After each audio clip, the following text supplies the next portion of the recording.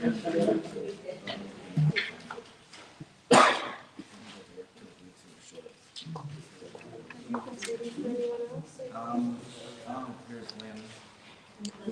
Friend.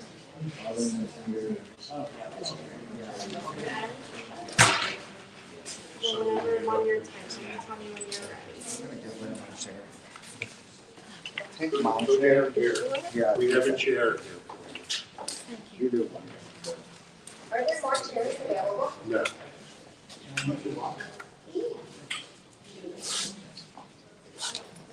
I could stay.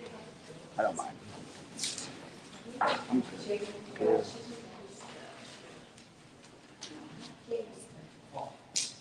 Oh, say shalom, shalom, b'brama. Hallelujah, say shalom aleinu.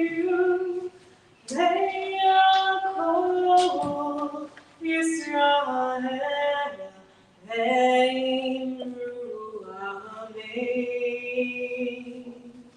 Hallelujah, say shalom. Alleluia, Kol Yisrael. Amen. Amen. Oh, say shalom, shalom, b'brama. Hallelujah, say shalom aleinu. Ve'akol Yisrael.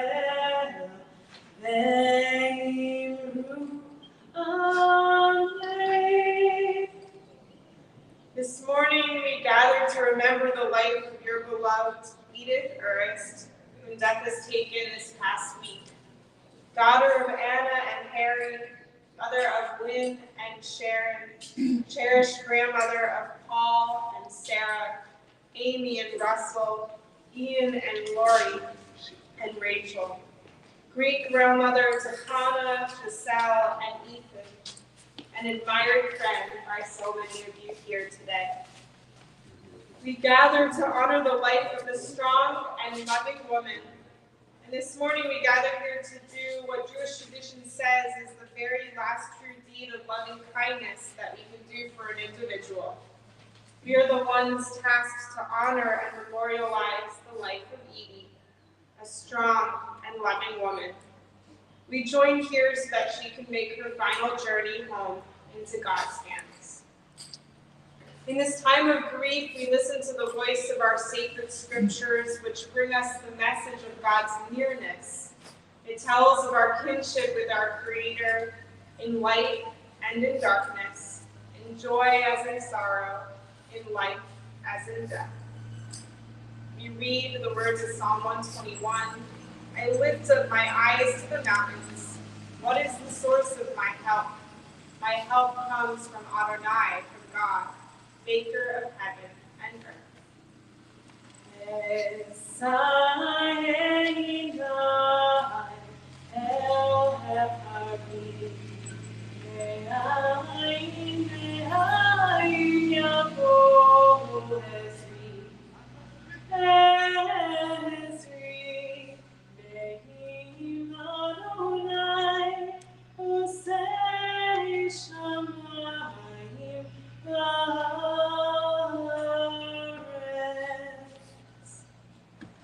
Together we recite the words of Psalm 23, which is on your sheet.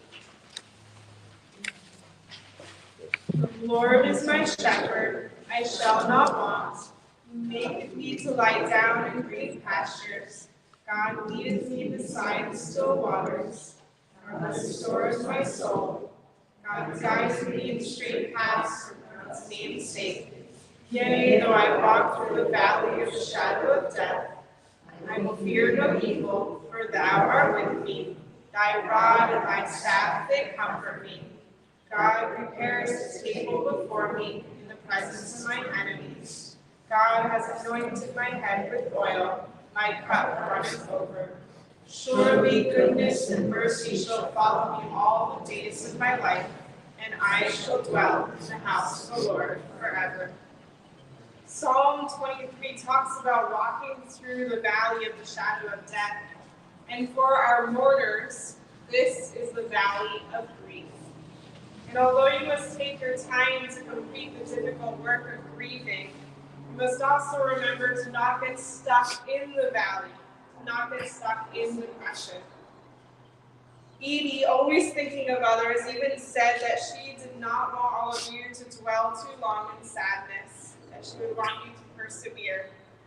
Our song reminds us that you must walk through the valley, meaning out back into the sunlight, knowing that God and all who are with you and all who love you here will give you the strength that you need to make it through this time.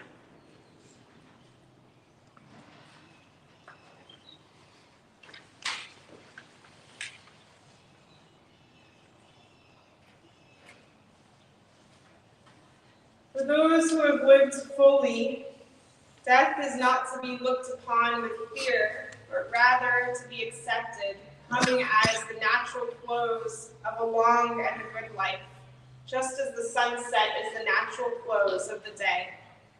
And still we know that even with 102 years, that losing a loved one is never easy. When the sun sets, the sky is filled with a spectacular brilliance of multicolored light. And these incredibly beautiful colors are the day's afterglow. And in a profound sense, those who have departed the world leave behind them an afterglow, which can warm the hearts and brighten the lives of those who knew and loved them. The sun of Edie has set in the sky, but she has left behind an afterglow of memories that will continue to warm the hearts of all of you here. Her light and her warmth have not vanished, for her spirit and influence live on as an afterglow in your lives. And so today we take the time to remember those times and that afterglow. A caring matriarch filled with unconditional love. This is how Edith will be remembered by all who knew her. Born in Brooklyn, New York as the youngest of 5 siblings, Edie knew the importance of family, mishpacha, from a very young age. She grew up in an Orthodox home, keeping Shabbat, observing the holidays, and speaking Yiddish. She met her Bashert David, and they were married for 67 years, something almost unheard of today. The two were blessed with Sharon and Lynn of blessed memory. Edith had to experience one of the hardest things a parent could ever do, losing a child, when Lynn passed away 5.5 years ago. Still, she drew upon her strength, all of you who surrounded her and upheld her throughout that time, just as she has done for all of you here. You see, Edie displayed what it means to have resilience and perseverance, living through life's trials and tribulations and making it to 102 years of age. What a blessing. Paul said that she used to say and write in her cards, "Don't ever give up." A reminder to all of you during life's most challenging moments. Edie was also blessed with 4 beautiful grandchildren and 3 great-grandchildren. Granddaughter Amy recalls how they would all watch the Muppets together every week, and when they would visit on East 57th Street. And Paul recalls how when they would sleep over in the trundle bed, Grandma would feed them applesauce at night, a tradition that he and Sarah still take part in today, almost every night before going to sleep. May her many lessons and traditions continue on through all of you. Among her other interests, Edie and David enjoyed traveling with great memories of going on an Alaskan cruise. And they also visited Israel, where they took a picture together on a kibbutz. And little did Paul and Sarah know that when they would visit years later, they would pose and take a picture in that same exact spot. In Florida, Edie and David loved attending movies and shows at Kings Point. And she also liked listening to klezmer music and all of the great singers, Tony Bennett, Nat King Cole, and Frank Sinatra. I personally was able to see a video of Edie sitting in her chair dancing to klezmer music, and you could feel and see the joy that emanated from her. Edie was also a woman of class. I am told that she loved her jewelry and wouldn't dare leave her apartment without wearing some. She even had a special necklace that David gave her that said in Hebrew, Ani l'dodi v'dodi li. I am my beloved, and my beloved's mine. Just another testament to her love of the people in her life. And even at her last birthday celebration just a month ago, she wore a necklace never seen before. Edie was beloved by the residents at her assisted living, and she cherished Miss Arlene, who is here with us today. She would want you to know how grateful she was to have you in her life. And I can't forget to mention her dog Lucky that brought her such companionship. Nevertheless, of all the things Edie was proud of, her family came first and foremost. She loved her family more than anything and adored it when all of you would call or visit. She embodied what it means to be, as we say in Hebrew, an Eshet Chayil, a woman of valor, a matriarch that raised a strong family. There is actually a midrash, a Jewish story of a great matriarch just like her that I would like to share with you today. There was a wise, frail woman in her later years in life who gave her children a bundle of sticks. She asked them if they could break the sticks. Each child tried to break the bundle with all of their might, but had no luck. Finally, after watching the children struggle, the wise woman revealed that she indeed was able to break the sticks.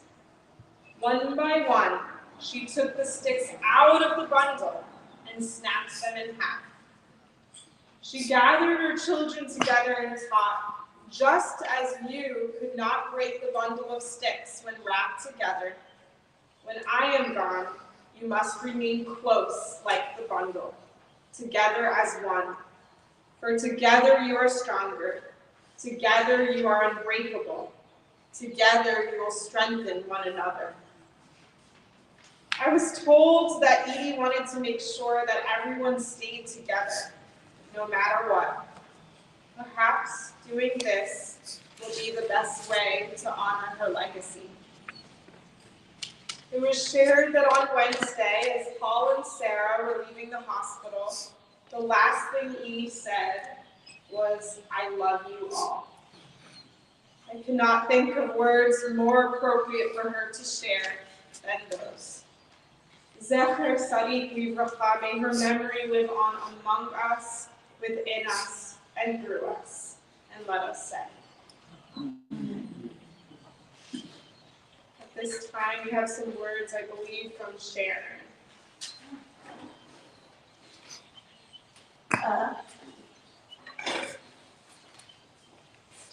Well, I didn't really prepare anything, but I can't believe we're here today on my sister's birthday. Here at a funeral for my mom.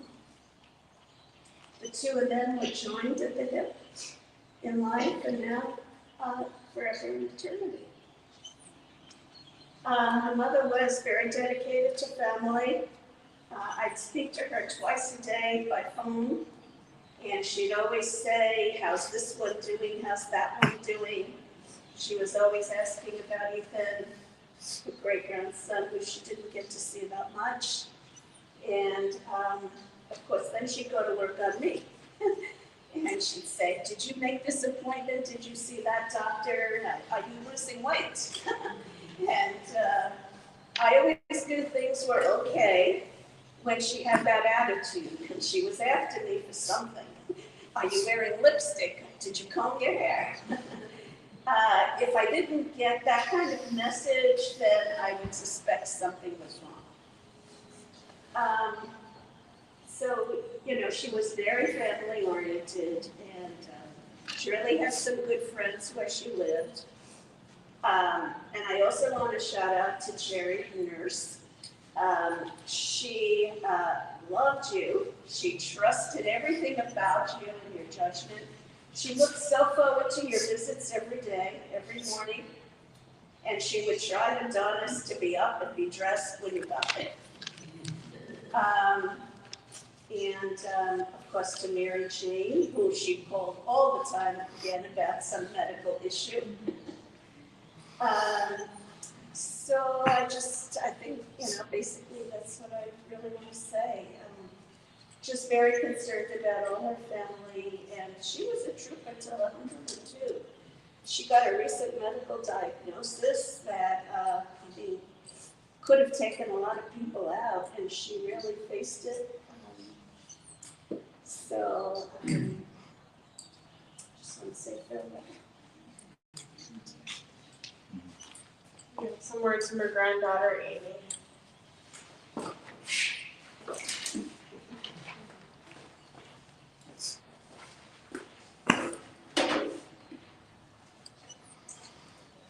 When I think of my grandmother, the first thing I think of is, pure unconditional love. From the day that I was born, 54 years ago, until this week, there was not one unloving word that my grandmother shared with me, to me, about me. And I'm forever grateful for that. She would always say, Imola, Imola, Imola, Imola, Imola. She never yelled, she was never angry. And I have so many precious memories throughout my life of my time with my grandmother. When I was a little girl, my brother and I would go to visit my grandma at our house place in Brooklyn. My grandmother would wrap my hair in a little kerchief and tuck in every loose thread with a little bobby pin. And then she would say, now you're going to stay nice and warm. And she just always made me feel very safe and very loved in every way. When my brother and I would arrive in Brooklyn, the first thing that would greet us was a little tiny bag with change that would be put into little banks. And my brother and I would be so excited to see my grandmother and my grandfather.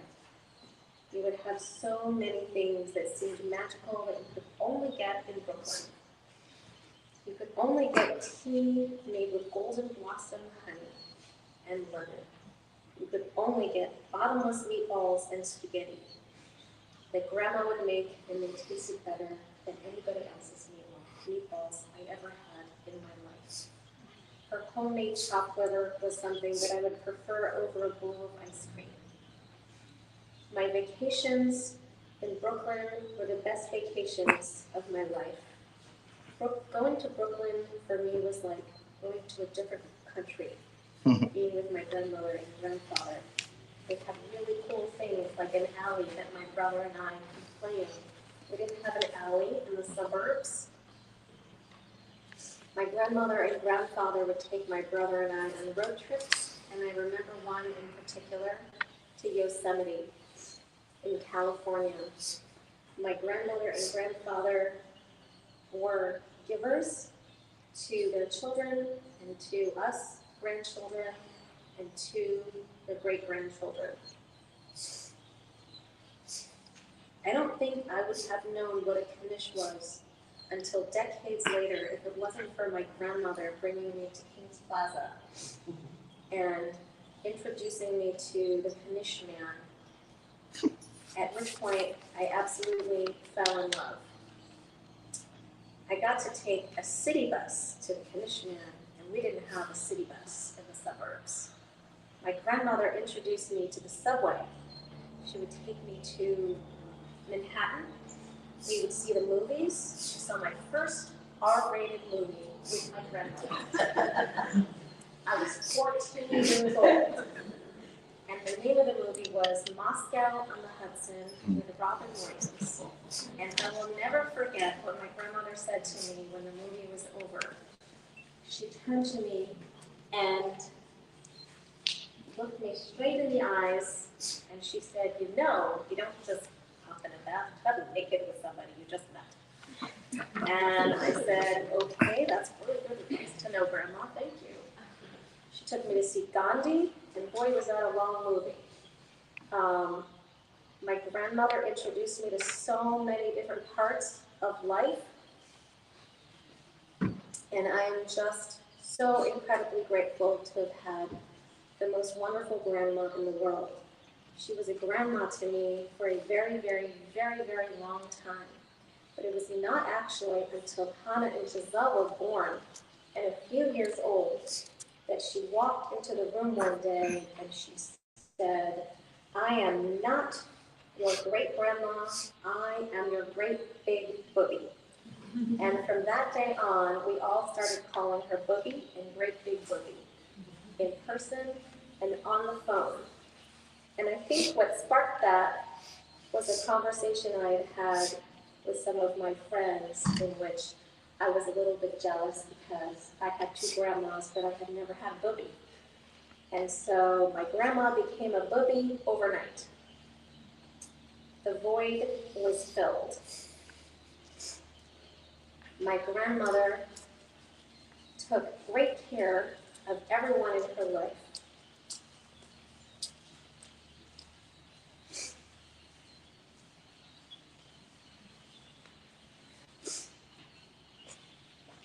She even took great care of my mom when my mom was sick. And she never ever ran out of energy and love for everybody in the family. I'm so incredibly grateful to have had 54 years with a grandma, with a booby, and yet somehow, even though she was 102 years old, just can't help but feel like it still wasn't enough. I wasn't ready to say goodbye, even though for 22 years, every time my grandmother would say goodbye to me, she would always say, just in case, it's the last time, let's have a little extra, a little longer, just a little bit tighter. And I would say, okay, and then we'd fly together, and then I'd leave, and I'd come back, and we'd do it all over again. And that's been going on for 22 years, and I just somehow never thought it would be the last one. I'm so grateful that we all got to be together in the family for her 102nd birthday. Just a few weeks ago, it was the most beautiful and magical birthday party I think I will have ever been to. And I'm so grateful to my brother for planning everything. Thank you very much.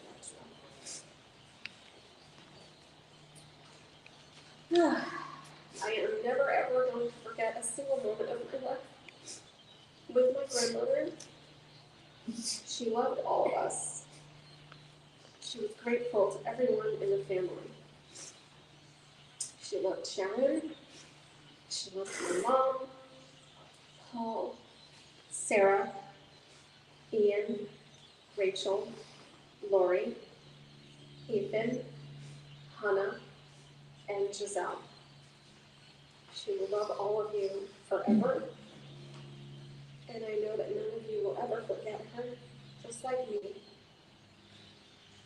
Thank you very much to Great Big Booby.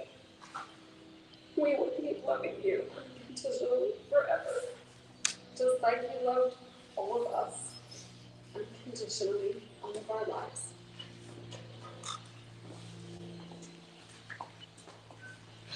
Thank you for sharing this beautiful words. You now hear from Paul. I'm going to shorten my speech from the 50 pages that I originally wrote and attach it down to 4. No, not really, a little bit more. Friends, family, and our cousins that are in Orlando. Hi, Todd and Aaron in Texas, and Mia in Oregon, maybe Washington. They'll correct me later. So I remember visiting Grandma when she lived in Palm Beach Gardens. I believe it was Morse Life. And we took Grandma to Dunkin' Donuts because she loved her jelly donuts. Next to us was a table of 6 teenagers. And we couldn't help but giggle and admire that all 6 teenagers were looking down at their phones. And they had no eye contact whatsoever. Some of us also do that too, at all ages. But Grandma always looked forward to our company as often as possible. And Grandma's the special kind of friend that doesn't come with iPhones and smartphones. They like hugs and eye contact and lots of smiles. Road trips with grandparents can be fun too. Who knew? One day, Sarah and I drove with Grandma and Grandpa all the way to Orlando to visit her oldest sister, Lily, who I believe made it to 106, maybe a week shy of 107. Spending a day with Lily and Grandma and Grandpa was so fun to hear the stories, and just an occasional Yiddish word would slip out. I'd have to ask, what's that mean? How do you say it?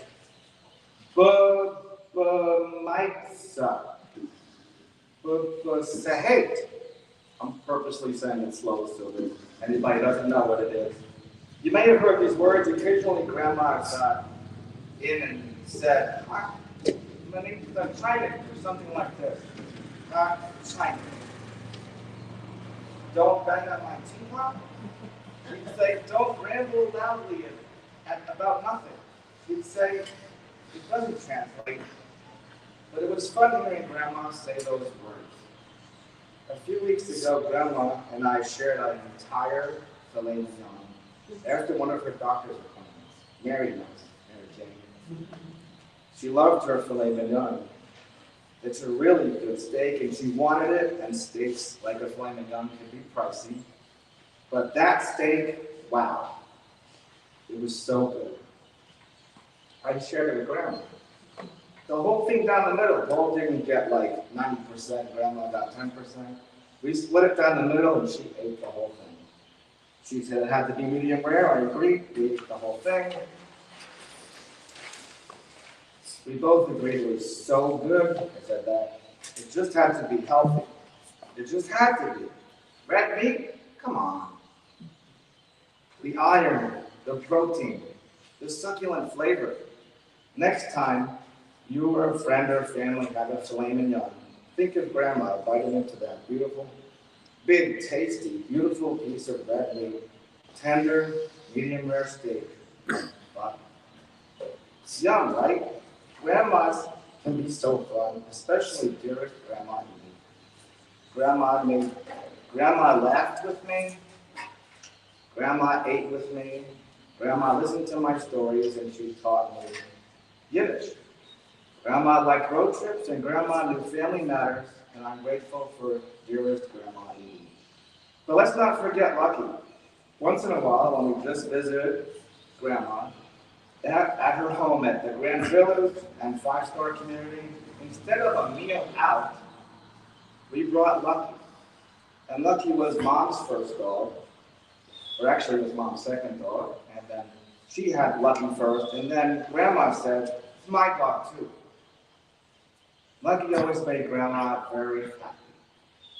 And here's my last thought. Grandma was a thrifty tightwad that always taught me to save for a rainy day. Sometimes I was a little embarrassed by her thrifty methods, like never paying for children when riding the subway and revisiting her and Grandpa in Brooklyn. Grandma paid once, I think, and pushed us under the subway entrance. OMG.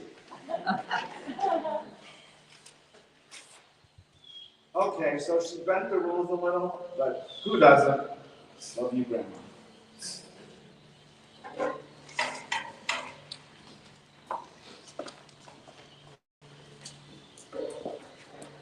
Take a few moments to remember her.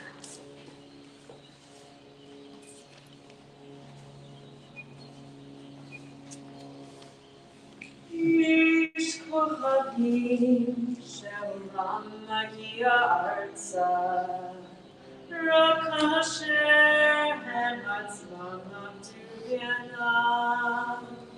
יש אנשים שזכרם מאיר, כאשר הם עצמם אינם אהוד בצורכנו.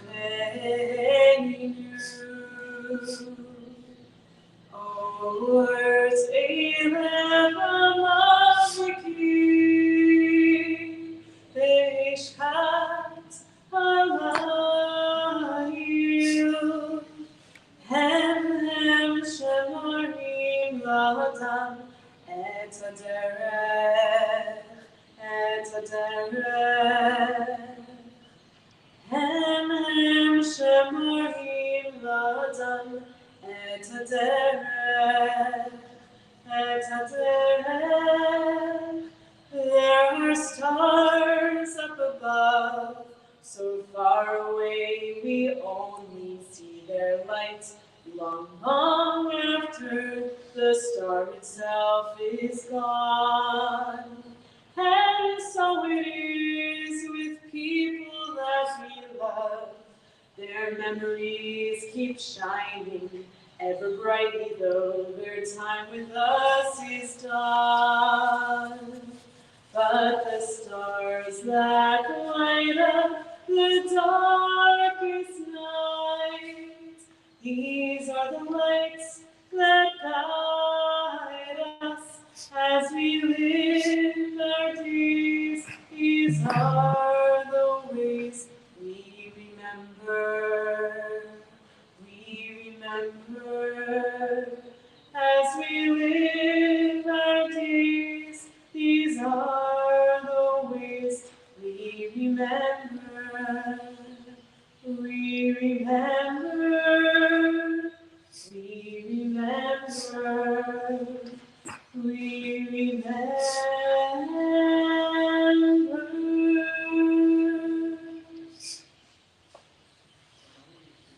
At this time, we now call upon God, full of compassion, to accompany her on her final journey home. Please rise for the chanting of El Malay.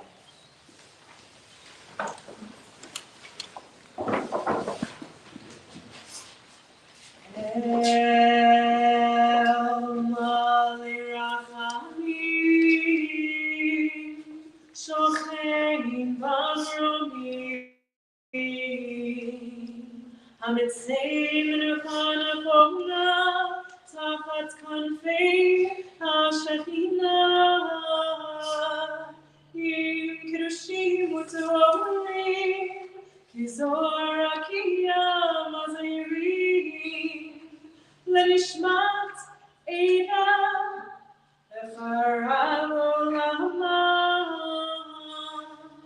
Ba'al Rachamim Yasirecha, Etzeter Knafav Olamim, Vayitzror B'Torah Chaim et Nishmatav, Adonai Huna Chalatav, V'tanuach b'shalom al mishkavav, v'nomar Amen. You pray together on your sheet. Compassionate God, eternal Spirit of the universe, grant perfect rest in your sheltering presence to Edith, who has entered eternity. O God of mercy, let her find refuge in the shadow of your wings, and let her soul be bound up in the bond of everlasting life. God is her inheritance. May she rest in peace, and together we say, Amen. And if you are able, we remain standing as we recite the words of our tradition, our mourner's cottage, which is also on your sheet as well, which speaks not of death, but of the maker of life. Yikadal, Yikadash, Merava, Elma, Dikar, Mute, Yamlif, Mahute, Bethayachon, Bimechon, Duchayedafo, Be Israel, Adala, Bizman, Karim, Hebrew, Amen. Yehesh, Merava, Mevarach, Yoram, Meomaya, Yibarach, Yishalach, Yipar, Yitraman, Yinaseh, Nadar v'Talem v'Talam Shmei v'Sha v'Reikus. Leolam Yikol Birchata v'Shirata. Tushbechata v'Nechemata. Da'amiram v'Amav Yibru. Amen. Yehi Shlama Rabba Min Shemaya. V'Chaim Aleinu V'Achol Yisrael. Yibru. Amen. Oseh Shalom B'Rama. Yaseh Shalom. Aleinu V'Achol Yisrael. Yibru. Amen. May the source of peace send peace to all who mourn and comfort to all of you who are bereaved, as we say. Amen. You may be seated. Ribbono Shalom, Master of the universe, one whom we loved has been taken from us, and we are bowed in sorrow. In our grief, O God, we lift up our hearts to you. Adonai Natan, God has given, but Adonai Lakach, God has taken. Yehi Shem Adonai Nevarach, blessed be the name of God. In moments of weakness, may her memory strengthen your spirit. May you feel her presence among you in every noble thought and in every act of goodness performed. And may your deeds and purposes, O God, do honor to the memory of Edith. And may we so live that when you call us from this earth, we too may be remembered for blessing. May Edith come to her eternal home in peace. It is tradition to place sand and earth from Israel onto our casket, connecting our loved one back to the Jewish homeland. And so I invite up our immediate family, if you'd like to come on up and help me place the sand and this earth onto her casket.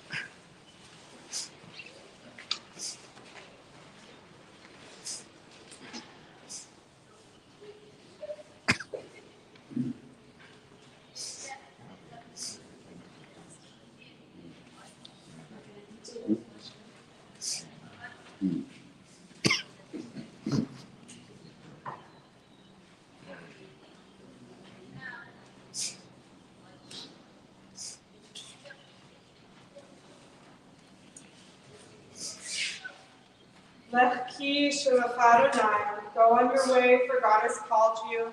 Lech Adonai yeh imach, go on your way, may God be with you.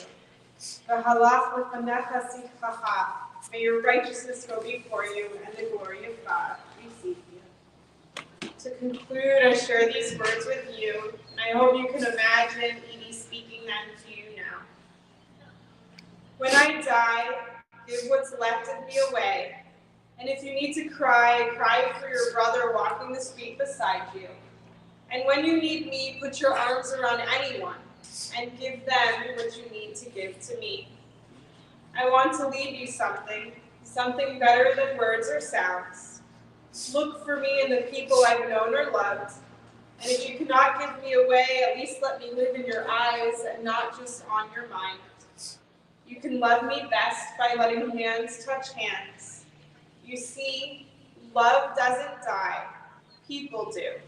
So when all that's left of me is love, give me away. This concludes our service today, and thank you all for joining together to be a community of comfort and support as we remember Edith Urist. This time, if you'd like to join us, we're going to follow our casket over to her spot. Family, we solemnly. Just gonna pan this with them. To hold it and you can go ahead. I'm good. Okay. Can't take a photographer away from the camera. That's right. Say hi. Thanks, Julian, for coming. Thank you for helping film. I'll be back in a minute.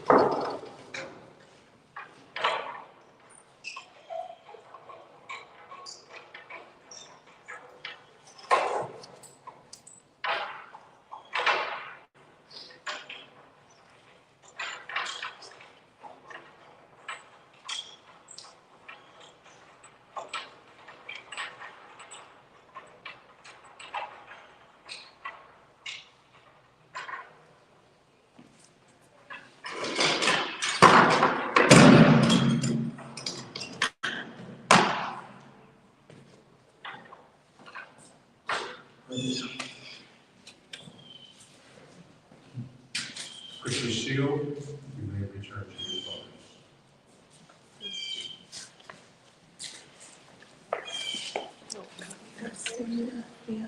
Sure.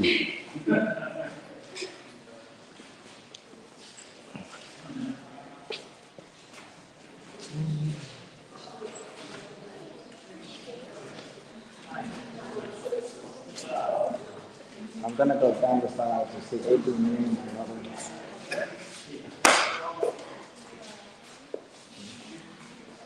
Just gonna go visit my mother, AB, and Minnie, her brother and sister, which are around the corner.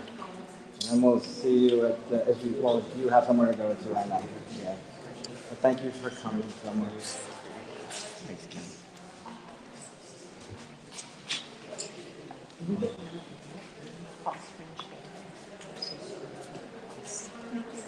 Mother was wonderful.